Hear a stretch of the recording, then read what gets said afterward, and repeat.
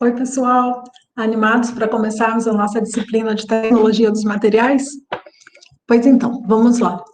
Nessa semana, nós teremos uma breve revisão sobre alguns assuntos que já vimos lá na disciplina Tecnologia dos Materiais 1, porém vamos relacionar com o conteúdo agora de Tecnologia dos Materiais 2. Como vocês já sabem, eu sou a professora Lourdes Ribeiro. Na apostilinha de vocês tem o meu contato. Caso tenham dúvidas e precisem, podem me enviar e-mail ou contato através dos tutores de vocês. Vamos à nossa disciplina. Sejam todos bem-vindos, né? Caso precisem falar comigo, vocês já têm meu contato. Algumas recomendações para a nossa disciplina. Sempre que precisar, vocês podem consultar o material que vocês já tiveram na disciplina Tecnologia dos Materiais 1, tá? Relacionado a essa disciplina, leiam sempre a apostila semanal, assistam às videoaulas recomendadas e refaçam todos os exercícios que forem fundamentais da disciplina, aqueles que já foram resolvidos ou que serão resolvidos na apostila de vocês, para não ter dúvida. E tirar dúvida comigo sempre que for necessário, tá?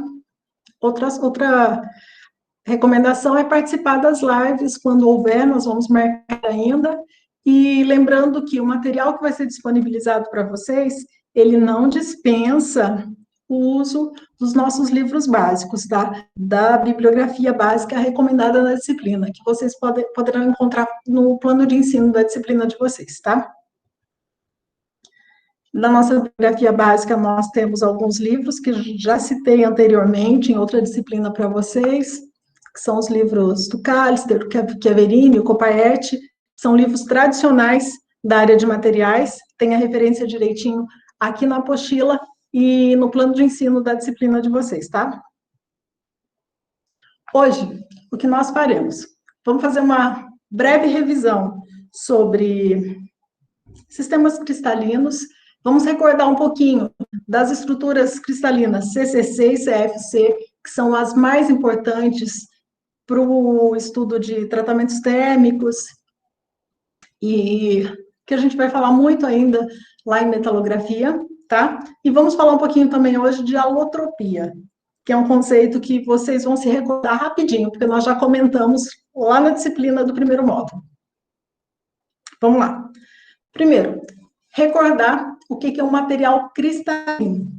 Vamos lembrar que, para a gente, em materiais, o cristalino não está relacionado a ser transparente, não, tá? O material cristalino, para nós, vai ser aquele em que os átomos vão estar todos ordenadinhos, com distâncias atômicas definidas e formando uma rede cristalina tridimensional, ou seja, com formatos definidos. Por isso que a gente chama ele de material cristalino. Algumas formas geométricas bem definidas, que vocês até já conhecem, ou já ouviram falar, como a forma cúbica, que a gente citou agora há pouco. Então, lembrando que para nós, agora nesse estudo, a questão de material cristalino não tem a ver com transparência, não, e sim com o arranjo cristalino, ao formato em que os átomos na molécula estão distribuidinhos. E vocês vão entender em breve por que isso é importante para nós, por que essa rede cristalina é tão importante, tá? Mas isso tem que ficar claro. Com relação à estrutura cristalina, a gente vai estar falando de estrutura cristalina principalmente nos metais.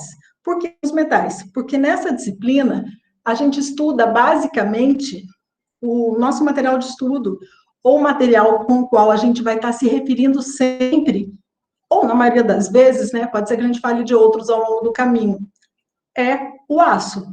E se vocês se recordam, na próxima semana vamos fazer uma revisão mais detalhada sobre isso. O aço é formado por ferro e carbono. Ou seja, o principal elemento da composição do aço é o ferro, que é um material metálico. Por isso a gente dá muito mais ênfase à estrutura cristalina dos metais, tá? No caso dos metais, essa tal estrutura cristalina tem geralmente, nesse arranjo, o quê? Vai ter um formato, a molécula vai ter um formato geométrico definido e tem um número grande de átomos na vizinhança. E, além disso, tem um fator de empacotamento alto, que a gente vai falar logo mais o que significa esse fator de empacotamento. Ele está relacionado, entre as coisas, à densidade do material. Isso explica porque boa parte dos materiais metálicos tem uma densidade alta, tá? Com relação aos metais, as três estruturas cristalinas mais comuns são a estrutura cristalina conhecida como CCC, que é a cúbica de corpo centrado, a CFC, que é a cúbica de face centrada, e a HC, que é a hexagonal compacta. Essas três estruturas, ou seja, esses três formatos de moléculas, são os mais comuns nos metais. Não quer dizer que isso seja a forma mais comum no ferro, que é o material que a gente vai usar.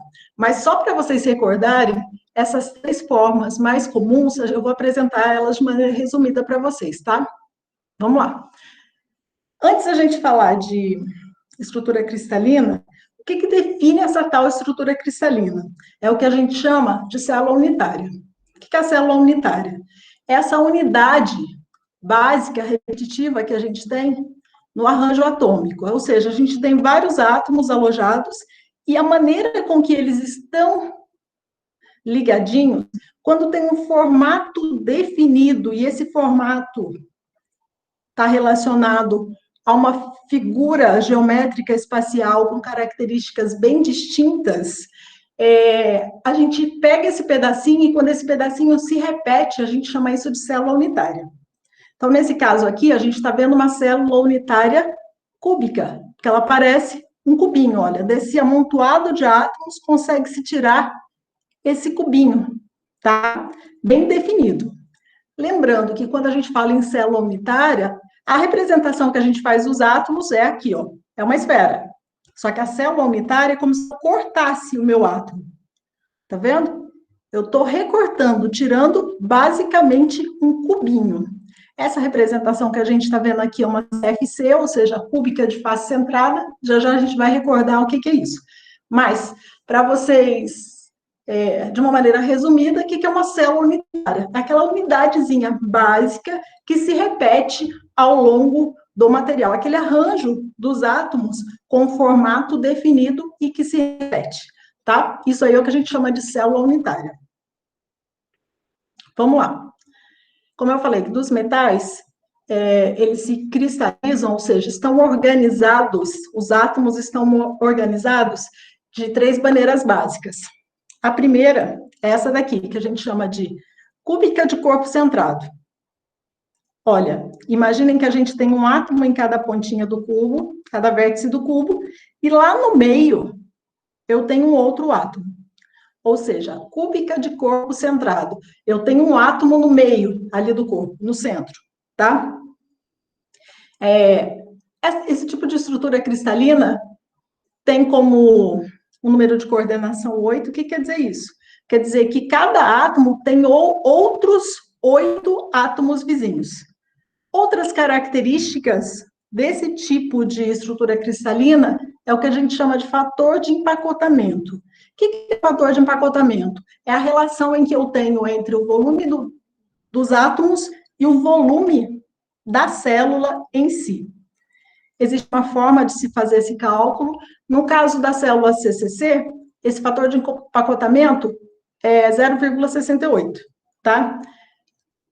Comparando com uma estrutura cristalina cúbica de face centrada, que é a CFC,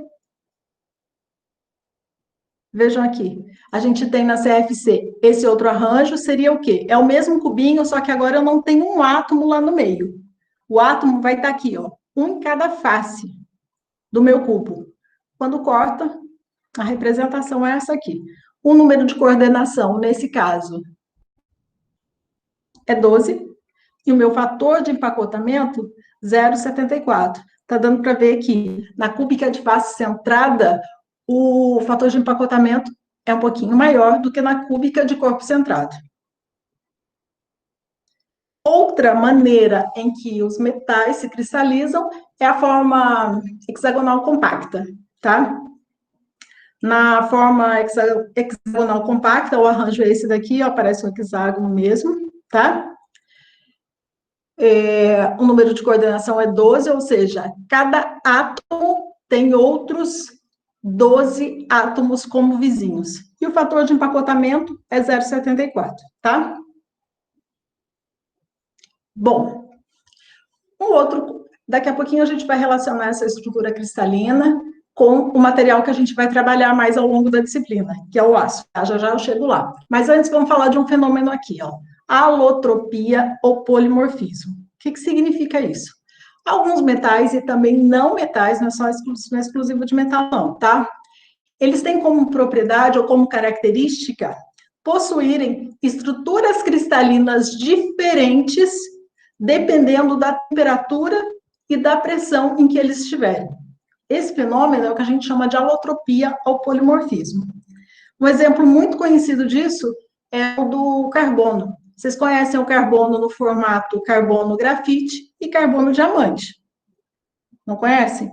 Ou seja, são materiais cuja estrutura molecular é a mesma, ou seja, a base é o carbono. Só que, por questões de pressão e temperatura distintas, na temperatura ambiente, eles parecem dois materiais bem distintos. A gente tem o carbono grafite e o carbono diamante, que têm propriedades muito diferentes, tá? Mas esse fenômeno não é exclusivo, como eu falei, de metais, e não metal, como no caso do carbono grafite e diamantes, também acontece. Para nós, esse fenômeno é muito interessante quando a gente estuda o ferro, que é o principal componente do aço. O ferro é um material que tem essa característica. Lembrando sempre, eu não falei lá no começo, mas lá da primeira disciplina que a gente viu, quando a gente está falando de materiais, a gente está se referindo ao estado sólido, tá? Então, o ferro é um material que, ao longo da variação da temperatura, para ele passar do estado sólido até ele se fundir, conforme a temperatura em que ele se encontra, a estrutura cristalina dele muda.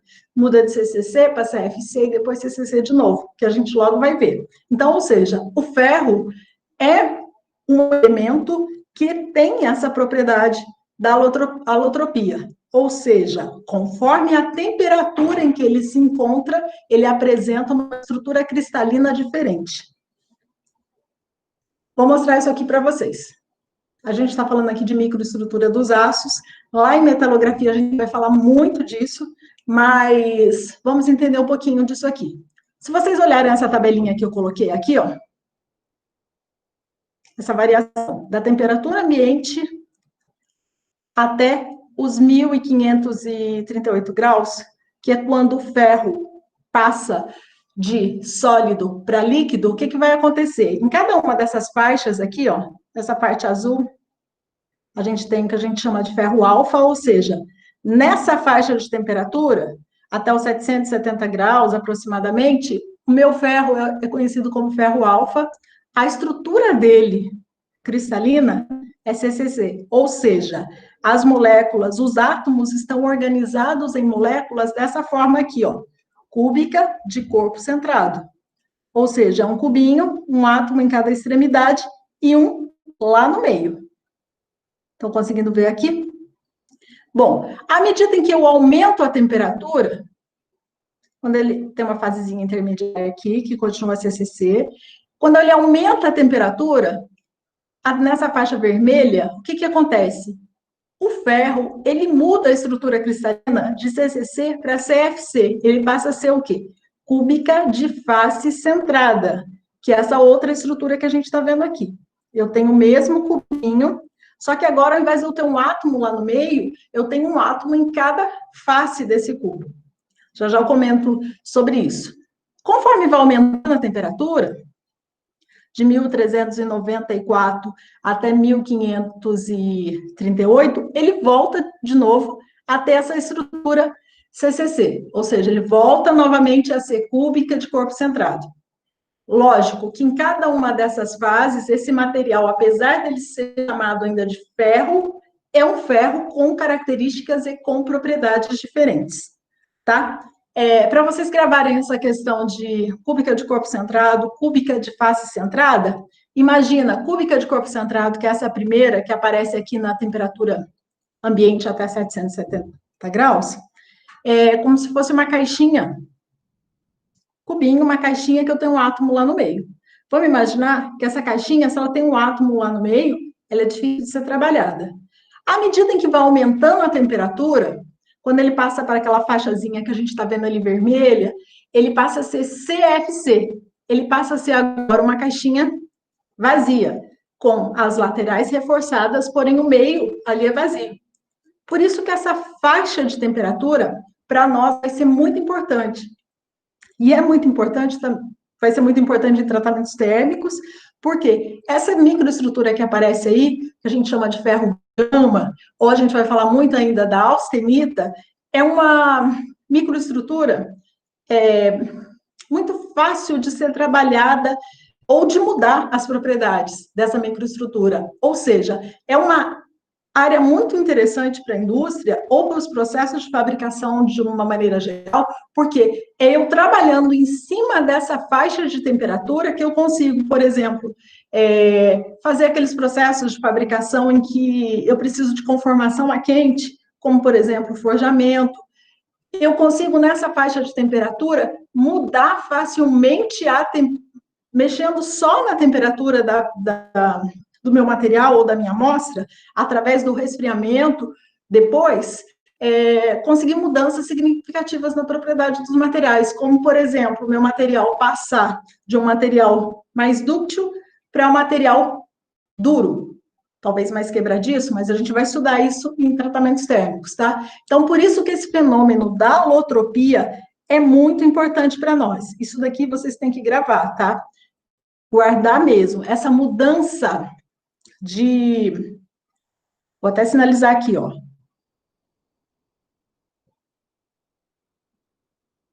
Ó, essa mudança na estrutura cristalina, quando ele passa de CCC para CFC, isso daqui para a gente é mais importante.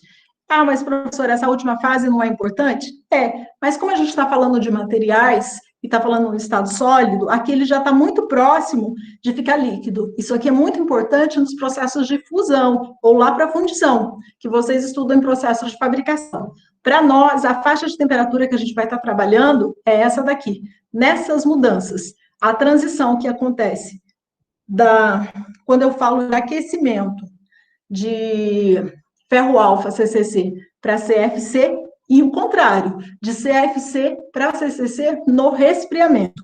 Porque tudo que acontece com o ferro, tanto quando aumenta a temperatura, quanto quando diminui a temperatura, é basicamente igual, passa pelas mesmas faixas de transformação. Ah, professora, mas qual é a importância disso? A importância disso é que o ferro é o principal elemento do aço, que é o material que a gente mais vai falar ao longo do curso, tá? Aço é ferro, carbono. Mas onde que entra o carbono nessa história? Vocês estão vendo a molécula aqui, né? A estrutura é cristalina. Imagina que o meu material é um amontoado dessas estruturas cristalinas todas juntinhas. Só ferro na natureza, digamos assim, o ferro puro na natureza a gente não encontra, a gente encontra ele lá na rocha, ele vai lá para a siderurgia, vai ser trabalhado, tira-se os resíduos e o quê? Adiciona-se carvão lá no alto forno, né? O carvão específico, aquele carbono do carvão migra, ou seja, ele vai ocupar os espaços, os interstícios, ou seja, os espacinhos em que eu tiver ali entre um átomo de ferro e outro, e quando ele se aloja, ele vai formar o material que a gente chama aço, que é um material mais resistente e que na natureza faz com que o ferro ganhe uma importância muito maior, principalmente uma importância comercial, tá? Esse assunto, ferro e quanto de carbono que ele pode absorver, quais as diferenças dos tipos de materiais que podem ser gerados, é assunto da nossa próxima disciplina, tá? Mas eu quero, de hoje, que vocês gravem essa questão do que é uma estrutura cristalina, quais as principais estruturas cristalinas dos metais, não lembra, presta atenção, que para tratamento térmico, aquela hexagonal compacta, a gente não fala muito dela não, tá? Mas a CCC e a CFC, a gente vai falar muito. Lembrando que não existem só essas, não, tá? Existem 7 formas, basicamente, de 7 formatos geométricos para estruturas cristalinas que dão origem a outras tantas, que a gente chama as redes de Bravais, né? Mas não é assunto para a nossa disciplina. Quero que vocês foquem basicamente nessas duas. CCC, CFC. Cúbica de corpo centrado, cúbica de face centrada. E que vocês gravem também o quê? Que o ferro é um material que tem propriedade, que tem essa propriedade, né, da alotropia, que é o que faz com que a gente tenha uma infinidade de tipos de aços. Juntando com os tratamentos térmicos e as outras possibilidades que a gente tem de modificar a propriedade do aço, a gente tem uma gama muito grande de materiais que são explorados aí comercialmente. Além dos aços, os ferros fundidos, as ligas metálicas de uma maneira, as ligas metálicas com aço e as outras ligas de uma maneira geral, tá? No materialzinho de vocês, vocês podem dar uma olhadinha que, além desse resuminho que eu apresentei aqui para vocês, vocês ainda terão um textinho que fala de defeitos das estruturas cristalinas. Resumindo, o que são esses defeitos? Na verdade, se todas as estruturas cristalinas e os arranjos moleculares de materiais cristalinos fossem todos iguaizinhos e perfeitos, os materiais teriam propriedades iguais. Concordam? Teriam propriedades semelhantes, porque seria tudo igual. Mas na natureza a gente vê que nem tudo é igual. Ou seja, tudo é diferente justamente por conta dos defeitos. Que defeitos são esses? São defeitos que a gente tem de linha ou defeitos de volume. O que seria isso? São falhas que podem acontecer nessa estrutura. Ou seja, um espaço entre um átomo e outro que é maior, ele abre uma brecha para um átomo diferente entrar naquele espacinho, se alojar. Ou átomos que, por algum motivo, que eram para ter uma determinada distância, num determinado processo, eles se alojaram de uma maneira diferente, tá? Ou no caso, que como a gente fala do aço ou de alguns metais, nas estruturas cristalinas, de uma maneira geral, os arranjos cristalinos, eles estão definidos, mas eles têm orientação um pouquinho diferente, que formam o que a gente chama de grãos no meu material. Ou seja, lá no texto vocês vão poder ler um pouquinho sobre os defeitos que acontecem nas estruturas cristalinas. E são esses defeitos que dão origem a diferentes tipos de materiais, mesmo tendo estruturas cristalinas ali iguais, né? Diferente de alotropia. A alotropia, a gente está falando de materiais com estruturas do mesmo material, porém com estruturas cristalinas diferentes, tá? E quando a gente está falando em grão, a gente está falando em regiões com estrutura cristalina igual. Não vamos confundir isso não, tá? Então, gente, olha, leiam o material com atenção, respondam o questionário, e na próxima semana a gente vai estar junto para falar um pouquinho mais sobre o aço, alguns tipos de aços, algumas características dos aços que são importantes para a gente falar logo na sequência de tratamentos térmicos. Bom, estou à disposição para tirar dúvida e espero ver vocês em breve, tá? Até mais, estudem e em caso de dúvidas, só me chamar, tá? Tchauzinho!